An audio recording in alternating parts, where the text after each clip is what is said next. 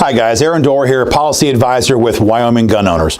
And as you guys know, every time there's a mass shooting in this country or any kind of a violent crime situation, the anti-gun crowd, the Bloomberg-funded radical gun control movement, they start hammering the drums for a variety of gun control bills, banning the AR-15, banning magazines over 10 rounds capacity. But their number one agenda, what they come back to time and time and time again, is the idea of universal background checks. And they want gun owners to fall down and say, fine, we'll give you this much if it helps you guys just shut up and go away. Of course, we all know they're not going to go away. They're going to come back for more and more and more.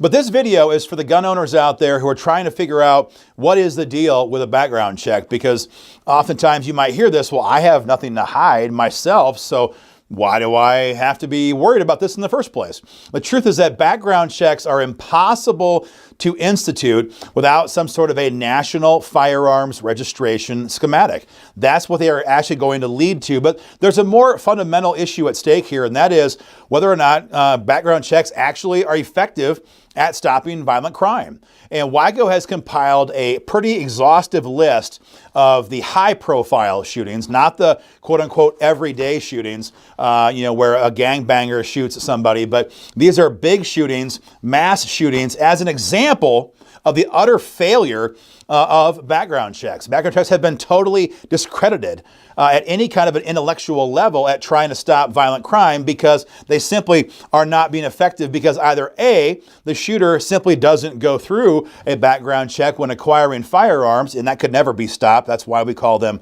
criminals. Or B, they've gone through a background check and then they carried out their dreadful attacks.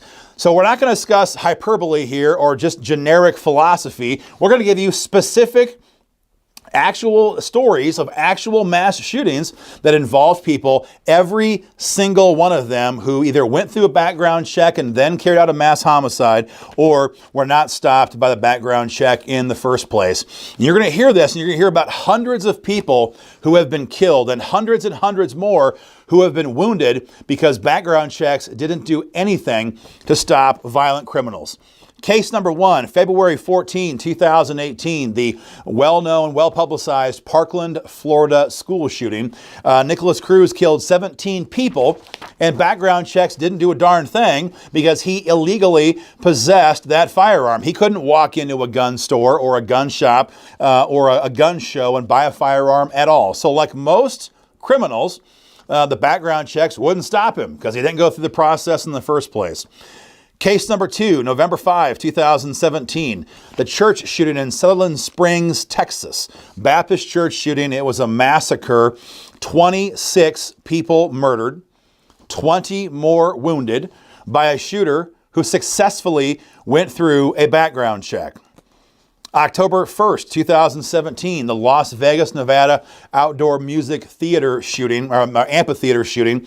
October 1st, 2017, the shooter, Stephen Paddock, went through a background check, had one for a long time, still killed 58 people, and wounded, by both the stampede afterwards and gunfire, wounded 851 additional people. He went through a background check.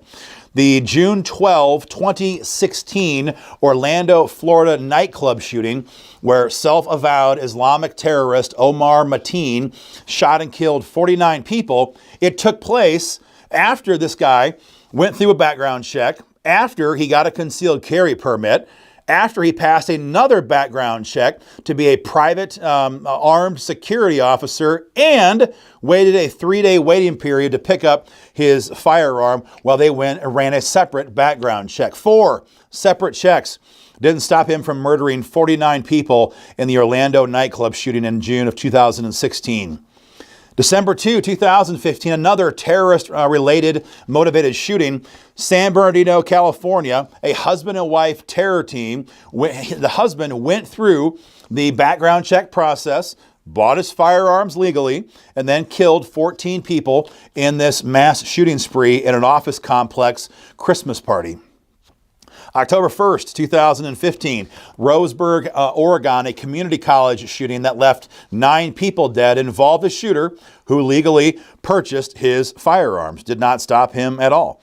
let's see, June 17, 2015, a very well-known, very infamous case, the Charleston, South Carolina church shooting, which involved another shooter, a madman criminal who obtained a firearm after not being stopped by a background check. Didn't stop him. April 2, 2014, the Fort Hood shooting, the second one. 3 people died. Again, the shooter passed a background check. The September 16, 2013 Washington Navy Yard shooting, where 12 people died, only happened after that individual first passed a background check. Do you see the trend here? These people aren't being stopped at all. Not at all. August 5, 2012, Oak Creek, Wisconsin. At a Sikh temple, religious hatred motivated some madman to go and attack this church facility after he successfully passed a background check. He then went and killed 6 people. The shooter in Aurora, Colorado, at the theater late that night on July 20, 2012, where 12 died and scores more were wounded. It only happened after that shooter first passed a background check. Tucson, Arizona, January 8, 2011. The shooting that wounded former Congresswoman Gabby Giffords and killed 6 more people took place after that guy passed a background check. November 5, 2009, the Fort Hood shooting, the first one. This involved a U.S. Army Major, Nadal Hassan, another Islamic terrorist motivated shooting that left 14 people dead. He certainly went through a background check, and much more than that, he was a major, after all, in the U.S. Army. So these are just some of the cases that we found over the last 10 years, only cases involving higher body counts. Again, there are going to be hundreds and perhaps thousands of situations, where there's individual homicides, individual murders involving, a store robbery or a family situation gone bad where the shooter went through a background check. These are just some of the high-profile ones that we've all heard about in the news before. At the end of the day, 235 people died in these situations. 235 dead people, and probably thousands or more wounded, because the Vegas shooting involved 850-plus victims who were not, in fact, actually killed. So we're talking about thousands of injuries, hundreds and hundreds of homicides, all involving shootings where the criminal went through a background check.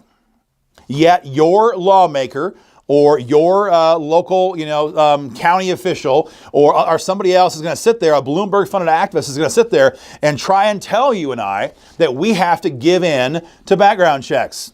It's not stopping violent crime. Look at these numbers. Every one of these stories on our website has a link to a news source. You can validate all of this for yourself. Gun-free zones don't stop crime. And in this case, background checks don't stop violent crime. So number one, they're ineffective at stopping crime. So before you feel guilty or feel like we should give them something, realize it's not going to result in lower crime. It's just simply not. Look at these numbers.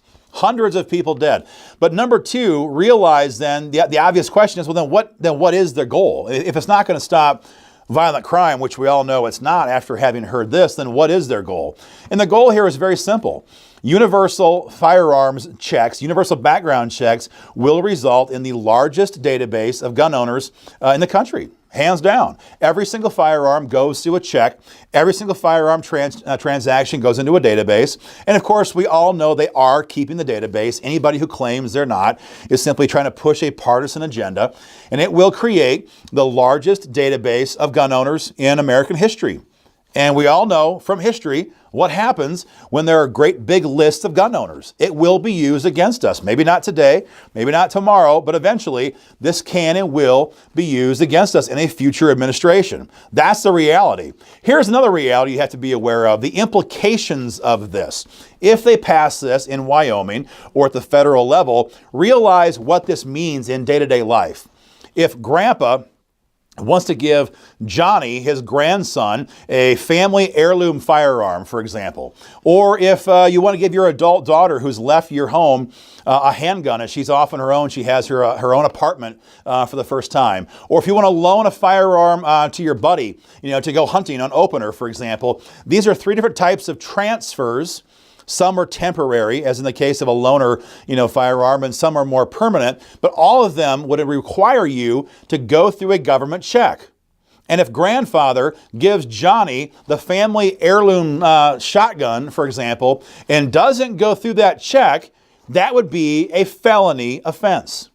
If you give your daughter that I mentioned, your adult daughter who's 21 years old, she's out on her own, she has her apartment for the first time, she's on her own in Cheyenne or something like that, and you give her a Glock 26 to have with her in her purse, if you do that, not having first gone through that check, that would be a felony offense. Loaning a gun to your buddy for opener without going through that check would be, again, a felony offense. This is no joke. You would lose your gun rights for the rest of your life.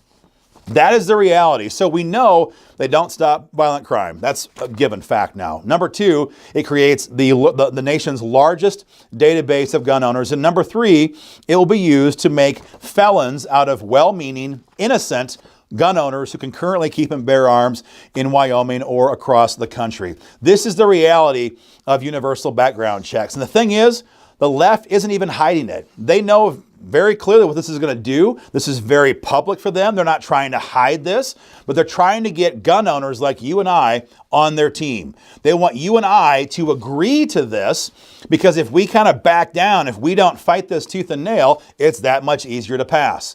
And the minute you and I give them an inch, they're going to take a mile. And that is the fourth part. If we concede on this in any capacity, because we think that somehow if they pass this, they'll leave us alone, that is simply not true. That is simply a well-intentioned delusions. These people will not stop. They want to take away your AR-15s. They want to take away all magazines over 10 rounds. Of course, that's going to drop down even further. They want to pass red flag gun seizure laws. This is war for them. This is one step in this war. And so if we give them an inch, it's only going to excite them to come back and browbeat us again, trying to take a mile. That's why we at WIGO oppose any attempt to pass universal background checks and why you guys should too. So if you like this video, take a moment and share it. Perhaps you can share it on your personal Facebook page, show it to your friends and family. If a weak-kneed lawmaker tries to tell you sometime down the road why he or she is not that opposed to background checks, make sure they realize how stupid that sounds.